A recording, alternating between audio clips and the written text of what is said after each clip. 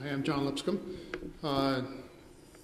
In the days we knew Gunny, one of the most important things was he always pushed you a little further than you thought you could go, just a little bit further. And when you got to that point, he pushed you a little bit further than that. So there's lots of examples of this where we built careers on this and started projects and push us for the projects. But the fun example of this was his demand for slides going to conferences. Because I was sort of the designated slide maker in these times, and this was because I had these qualities he liked. One, I could figure out that he wanted something a little bit before he got mad at you about wanting it. And secondly, he could draw something on a piece of paper, which was a circle with a dot, and I could figure out that he wanted a catalytic cycle out of that, and put all the little chemical figures in there. So in those days, this was before PowerPoint and so on, and you had to have these things drawn, right? So you needed some lead time to get somebody, an artist, to draw this stuff. So I think that the artist's name was Andre, I believe. And so I would go down and sweet talk Andre into making these figures on an ever-shortening time scale. And little did I know, Gunny was paying half her salary, so it wasn't just me doing this, it was just some pressure behind. So we would get this done, and then the next time it would be 2 days before the meeting. He'd come down and say he needed the figures. And the next day would be 1 day, and finally it got down to several hours. And so he also figured I could make the slides. And so I'd make the slides, I'd make the figures, and then I explained to him what we had been doing recently so he could go and give the talk.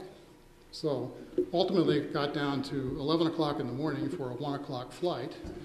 And so I made the figures, Andre made the figures, and I took the pictures, and they came out basically black. The slides were almost completely opaque.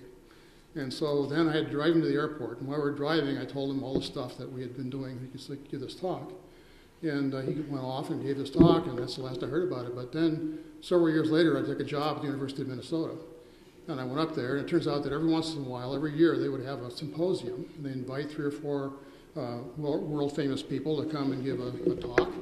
And one of these symposia was a symposium on oxygenases, and Gunny was the speaker.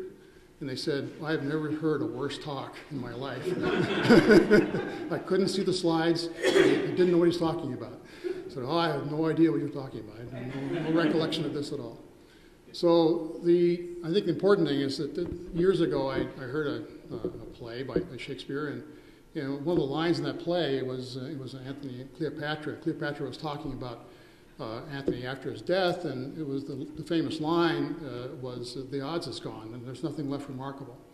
And I think this was the key thing. Gunny was such a dynamic person, and such a person who lived and loved life, that he set the standard, sort of.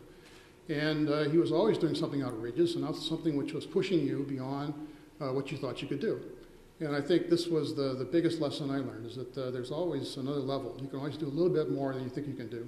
And it's really paid off for me throughout my life. So I will miss Gunny.